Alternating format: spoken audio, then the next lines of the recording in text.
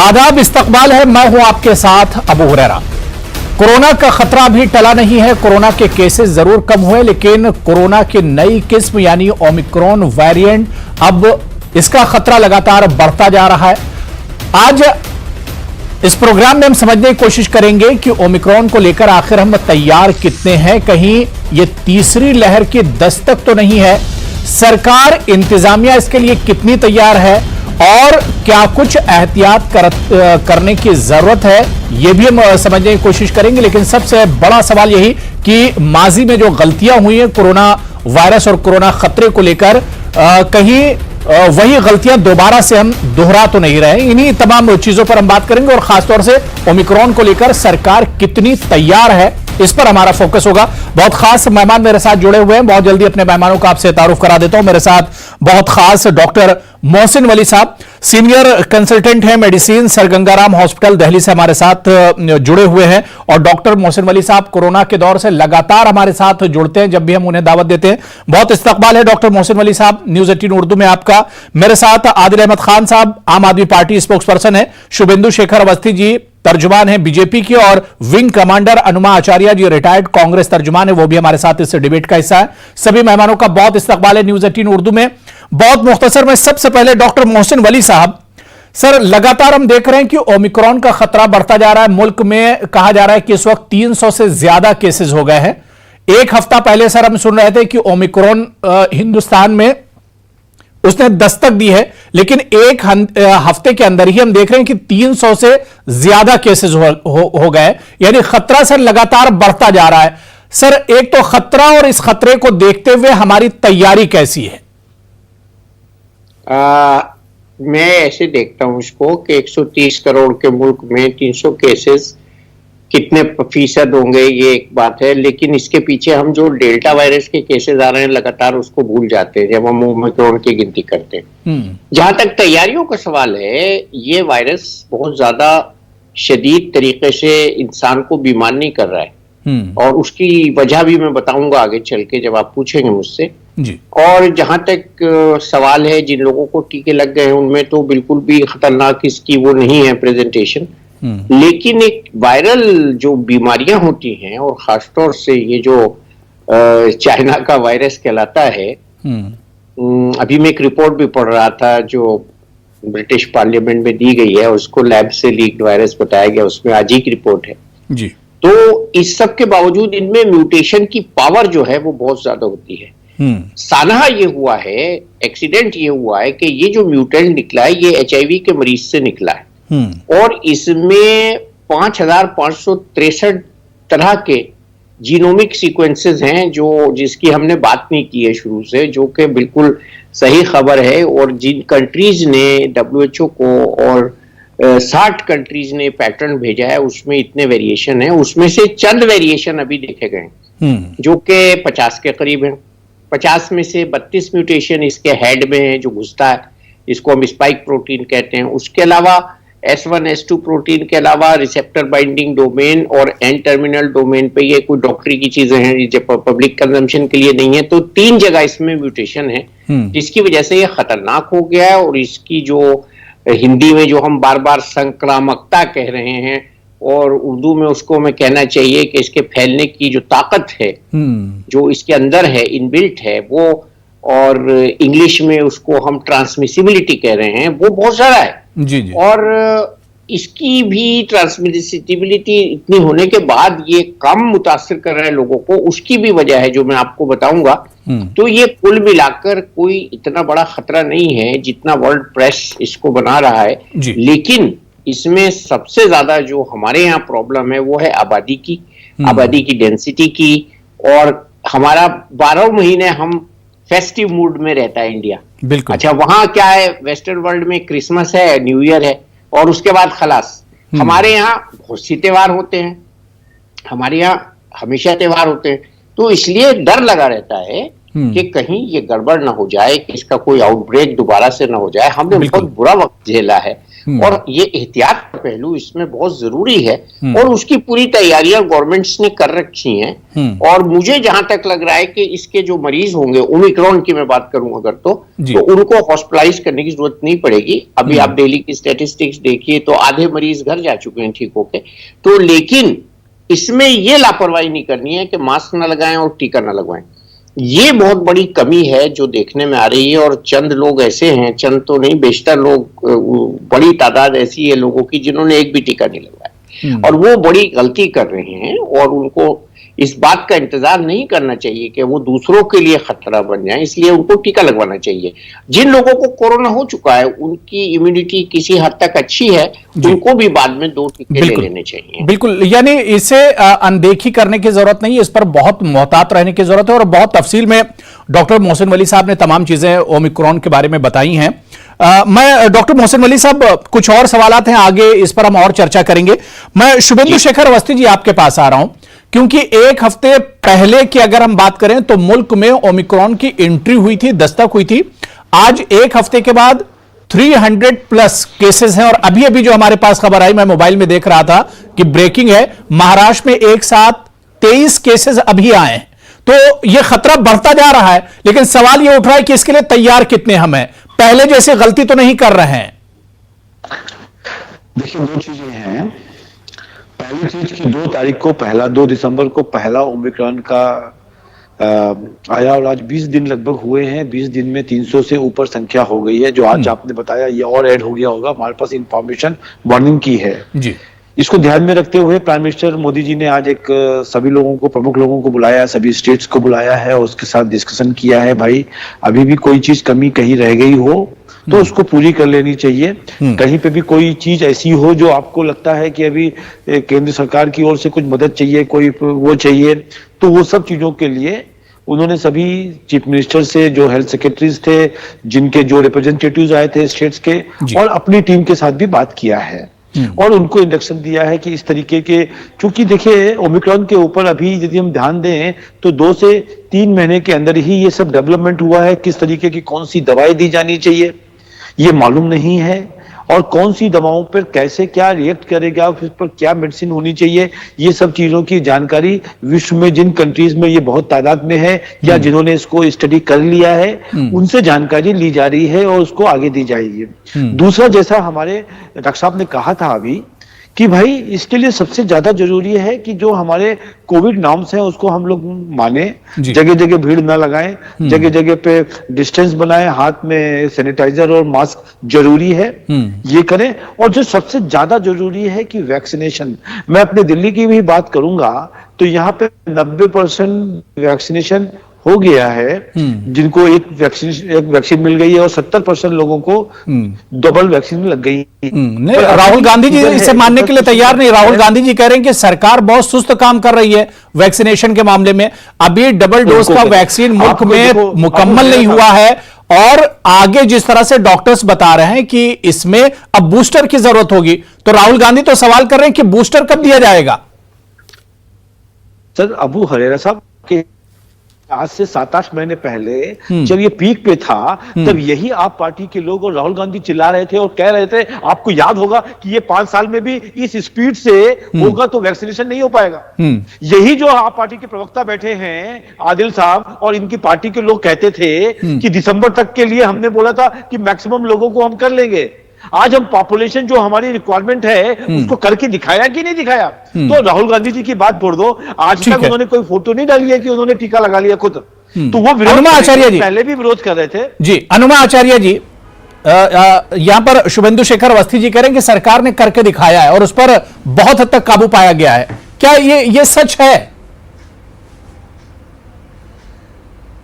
वो ऐसी बातें कहते रहते हैं, कहने दीजिए उनको, क्योंकि ये लोग पहले कह रहे थे हम 230 करोड़ जो डोजेज हैं वो दे देंगे, ये कहा था। फिर धीरे धीरे पहले मुकरे ये सुप्रीम कोर्ट में, वहां कह दिया हम 150 करोड़ के करीब दे पाएंगे। उसके बाद अब तो 100 करोड़ पे आके लटक गए हैं, यहाँ 100 करोड़ से थोड़ी ज्यादा ही है बस। उतना ही हुआ है। तो ये 230 करोड़ का इनका जो झांसा था वो झांसा ही रह गया। खैर, मैं उसकी बात नहीं कर रही हूं। राहुल गांधी जी ने तीसरी लहर की चेतावनी दी थी और वो बूस्टर डोज की बात कर रहे हैं। तो आप पूरे विश्व के पैनोरामा में देखिए, लोग बाग सभी ये कह रहे हैं कि इस वायरस पर केवल बूस्टर डोज है वो काम करती है। आप ये भी देखिए कि इस सरकार ने राज्यों को चिट्ठी लिख दी कि आप लोग नाइट कर्फ्यू करिए, कंटेनमेंट जोन बनाइए, मास्क का प्रयोग करिए। मतलब जहां पे जिम्मेदारी राज्यों पर डाली जा सकती है वहां तो डाल दी। लेकिन जिस तरह से बाइडेन प्रशासन ने इसकी जो दवाई है वो ऑलरेडी उसकी 1 करोड़ डोजेस, मतलब 1 करोड़ कोर्सेज, हर कोर्स में 30 टैबलेट्स होती है, वो खरीद चुके हैं वो। तो प्रोएक्टिवली हमारी सरकार अपने हिस्से का कुछ नहीं करेगी, जो दूसरे राज्यों के हिस्से पे डालना है वो डाल देगी। लेकिन महाराष्ट्र की घटना आपको बताती हूँ। महाराष्ट्र में 1-2 गांव ऐसे जहां का सुनने में आया है, जिन लोगों ने कह दिया है कि जब तक लोग वैक्सीनेटेड नहीं होंगे वो इस गांव के अंदर नहीं आएंगे। तो इस तरह से गांव का प्रशासन और उसके ऊपर राज्य प्रशासन, इनका बहुत अच्छा एक तरह से संतुलन बना हुआ है, उनके ऊपर कंट्रोल है। तो मेरा ये कहना है कि सरकार का क्या है, भाषणबाजी करना है, जुमलेबाजी करना है, कर दी। एक मीटिंग बुला ली, वो भी कर लिया। बूस्टर डोज की बात की क्या उस मीटिंग में? क्या बोला गया कि हम बूस्टर डोज प्रोवाइड करेंगे? क्या इसकी जो फाइजर वाली मेडिसिन है उसका तो नाम भी अवस्थी जी को पता नहीं होगा इस समय, और थैंकफुली उसका नाम नहीं है, उसका नंबर है, तो वो इतने जल्दी ढूंढ भी नहीं पाएंगे। तो जब उसकी 1 करोड़ डोजेस बाइडेन प्रशासन खरीद के रख सकता है, तो इन्होंने क्या किया? नहीं, बिल्कुल। देखिए, सवाल अपोजिशन जरूर उठा सकता है और अपोजिशन को उठाना भी चाहिए सरकार के काम पर, लेकिन जिस तरह से मोहसिन वली साहब कह रहे थे कि सबको मिलकर ही इस खतरे से लड़ा जा सकता है। मैं बहुत देर से वेट कर रहे हैं आदिल अहमद खान साहब। आदिल साहब, जिस तरह से शुभेंदु शेखर अवस्थी जी कह रहे थे कि सरकार बिल्कुल फुल प्रूफ तरीके से एक तरह से तैयारी कर रही है और पिछली गलतियां भी इसमें नहीं होंगी, लेकिन पिछले आप 10-15 दिनों की बात कर लीजिए, 1 हफ्ते से ज्यादा हो गया, लेकिन 300 से ज्यादा केसेस हो गए। कहीं गलती पुरानी वाली तो हम नहीं दोहरा रहे हैं जो दूसरी लहर में हुआ था या उससे पहले हुआ था? देखिए अबू भाई, चूंकि बड़ा संजीदा मसला है और मुझे लगता है कि एक जिम्मेदार नागरिक होने के नाते, एक जिम्मेदार सरकार होने के नाते हम लोग इस पर बिल्कुल राजनीति नहीं करना चाहते। बिल्कुल।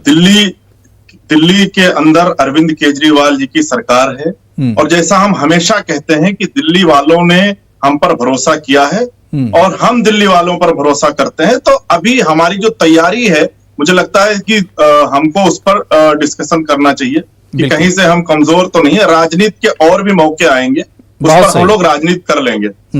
देखिए, कोरोना, जैसा भी डॉक्टर साहब कह रहे थे कि कोरोना, ये जो ओमिक्रॉन है, ये बहुत तेजी से फैलने वाला वायरस है, पर इसमें अच्छी चीज ये है कि इसके सिम्टम्स बहुत माइल्ड होते हैं। आज ही दिल्ली के मुख्यमंत्री जनाब अरविंद केजरीवाल जी ने अपने सारे डिपार्टमेंट के साथ एक मीटिंग की थी और शाम को एक प्रेस कॉन्फ्रेंस किया था। मुझे लगता है कि आप सब ने वो प्रेस कॉन्फ्रेंस देखी होगी, जिसमें उन्होंने बहुत डिटेल से बताया कि दिल्ली के अंदर क्या क्या तैयारियां हैं।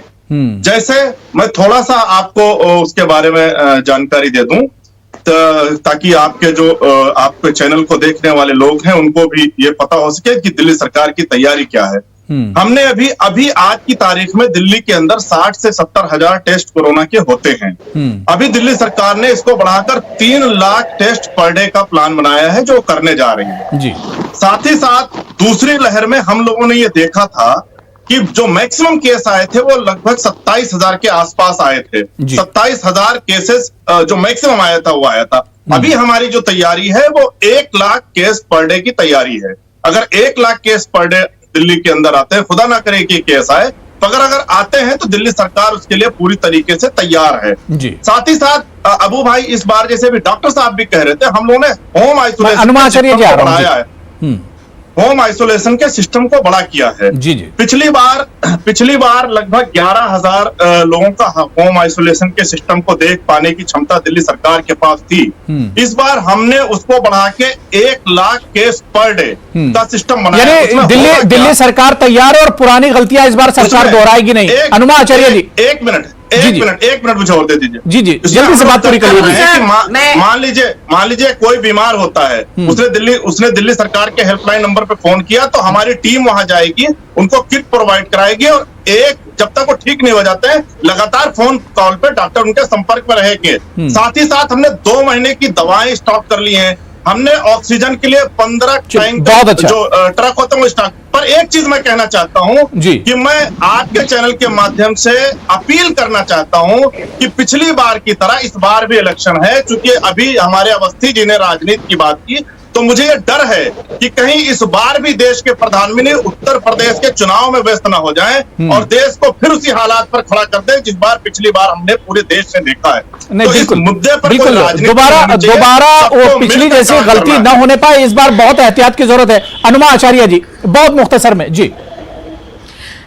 इस मुद्दे पर इस मुद्दे पर राजनीति ना हो, ये सब चाहते हैं, लेकिन जब हम वर्स्ट के लिए तैयार रहेंगे तभी हम कुछ कर सकते हैं। आपने अगर सुना है आप सभी ने कि आप 1 लाख टेस्ट की बात कर रहे हैं, लेकिन आईसीएमआर ने और नीति आयोग ने कहा है कि जब इसका पीक होगा फरवरी में, तो 14 लाख केस प्रतिदिन आने वाले हैं देश में, ऑफ कोर्स।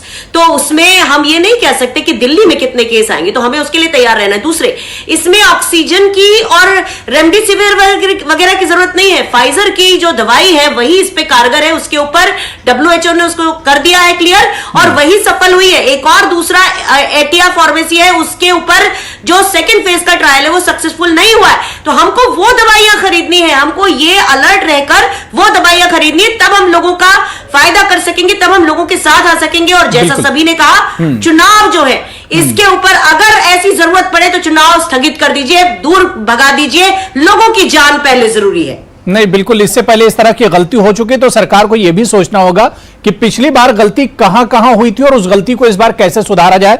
मैं डॉक्टर मोहसिन वली साहब, सर, वक्त की बहुत कमी और सवाल बहुत ज्यादा है।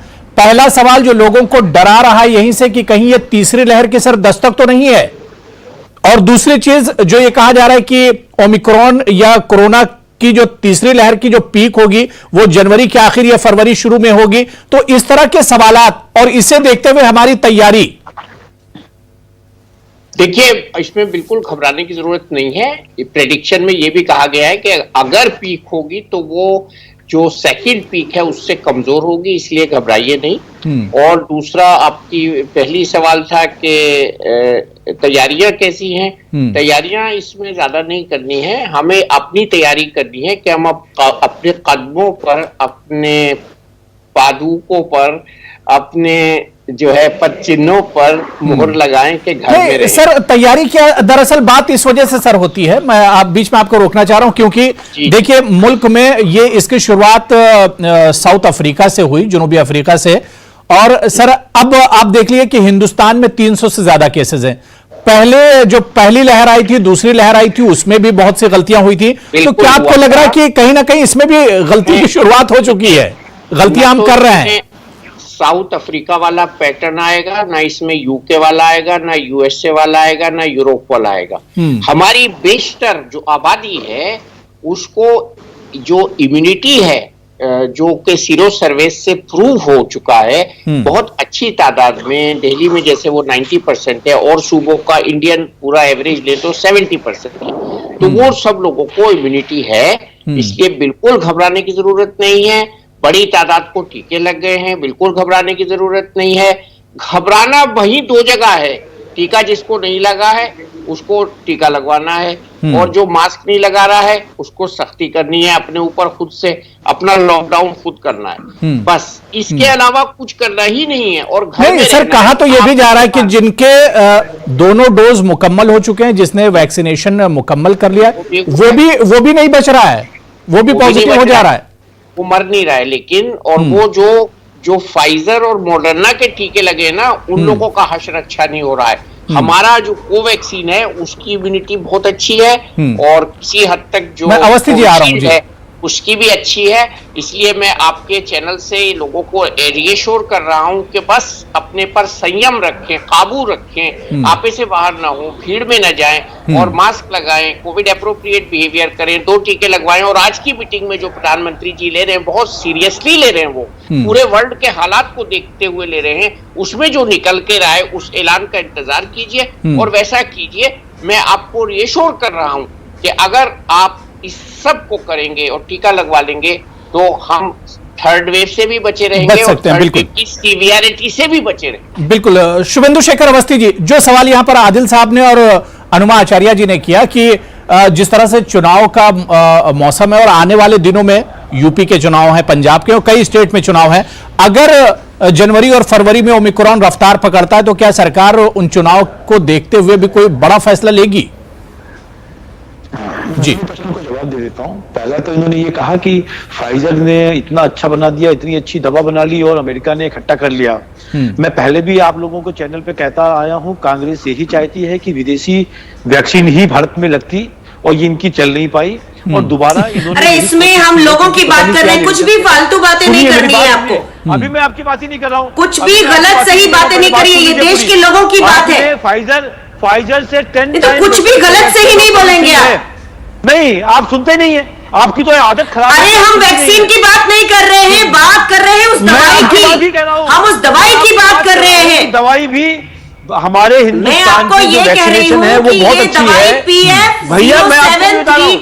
मैं शुभेंदु शेखर अवस्थी जी, शुभेंदु शेखर अवस्थी जी, कोरोना जैसा दूसरी चीज मैं कह रहा हूं कि यदि आवश्यकता पड़ती है और इलेक्शन कमीशन को ऐसा लगता है कि ये शुभेंदु शेखर अवस्थी जी, देखिए कोरोना जैसा खतरा अगर मुल्क के सामने खड़ा है, ओमिक्रॉन के केसेस बढ़ रहे हैं और ऐसे में राहुल गांधी, अरविंद केजरीवाल, अखिलेश यादव अगर कोई मशवरा दे देते हैं तो सरकार को उसको एक्सेप्ट करने या उस पर अमल करने में अभी क्या हर्ज है उसमें?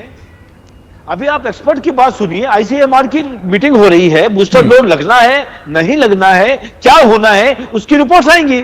यहां तो ये चिल्लाना ही चालू कर दिया इन्होंने। पहले इन्हीं लोग ने कहा ना कि ये बीजेपी की वैक्सीन है। अखिलेश यादव जी है, भाषा पर नियंत्रण। मैं यही कहना चाह रहा हूं अनीता आचार्य जी, आप लोगों को हर चीज में आपने कहा अभी नाम है मेरा, प्रधानमंत्री जी ने अभी आपने कहा नाम भी बिगाड़ेंगे क्या? मजाक किया है।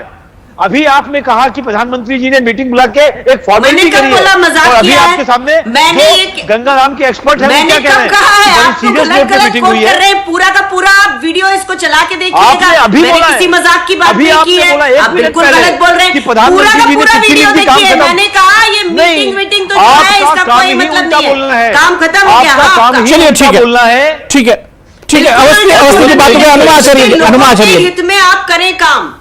नहीं, देखिए कोरोना से इससे पहले भी जो एक्सपर्ट्स है, डॉक्टर्स यही कहते थे कि सब मिलकर ही हम लोग लड़ सकते हैं। इतनी बड़ी मुसीबत और इतनी बड़ी परेशानी है जिसे हम अभी समझ नहीं पा रहे हैं। देखिए कुछ दिन पहले लग रहा था कि कोरोना से एक तरह से निजात मिल रही है और अब कोरोना खत्म हो रहा है, लेकिन दोबारा से एक बार फिर देख लीजिए, ऐसा लग रहा है कि अब तीसरी लहर दस्तक दे रही है। आदिल साहब, अरविंद केजरीवाल जी कह रहे हैं कि हम बिल्कुल तैयार हैं इसके लिए। देखिए, अरविंद केजरीवाल जी कह रहे हैं कि हम बिल्कुल तैयार हैं और निश्चित तौर पर दिल्ली सरकार पूरी तरीके से तैयार है। हम सब मिलकर साथ में काम करेंगे। दिल्ली के लोगों को आपके चैनल के माध्यम से मैं कहना चाहता हूं, सेंटर से मदद मिल रही है, सेंटर से आप लोगों को मदद की जरूरत नहीं है, घबराने, सबसे मदद मिल रही है सर, सबसे मदद मिल रही है। अभी मैंने जैसे पहले कहा कि हम राजनीति बिल्कुल करने नहीं आए हैं, बहुत अच्छी हम बात। दिल्ली और देश के लोगों के लिए आए हैं। हम दिल्ली और देश की खिदमत करने के लिए आए हैं, हम करते रहेंगे। बस ये कहना चाहते हैं आपके चैनल के माध्यम से कि घबराने की जरूरत नहीं है, डरने की जरूरत नहीं है, सतर्क रहने की और होशियार रहने की जरूरत है। बहुत अच्छी बात है कि बिल्कुल देखिए घबराने या डरने की जरूरत नहीं है। हालांकि ओमिक्रॉन बड़ा खतरा जरूर है, लेकिन जिस तरह से एक्सपर्ट और डॉक्टर मोहसिन वली साहब ने कहा या जितने पैनलिस्ट बैठे हुए कि सिर्फ एहतियात करने की जरूरत है और उसी विनिंग फॉर्मूले पर हमें एक तरह से अमल करना होगा जो इससे पहले करते थे। फेस मास्क का इस्तेमाल करना है, भीड़ भाड़ में नहीं जाना है, बगैर जरूरत घर से बाहर नहीं निकलना है, सोशल डिस्टेंसिंग का ख्याल रखना और अपने हाथों को बार बार साफ करते रहना है। एहतियात बरतेंगे तभी हम कोरोना से लड़ सकते हो। और सरकार को भी और इंतजामिया को भी इस पर फोकस करना होगा कि पुरानी जैसी जो गलतियां हुई हैं उन्हें ना दोहराया जाए। बहुत बहुत शुक्रिया आदिल अहमद खान साहब मेरे साथ जुड़ने के लिए, अनुमा आचार्य जी, डॉक्टर मोहसिन वली साहब और शुभेंदु शेखर अवस्थी साहब, सभी का बहुत बहुत शुक्रिया। आदाब।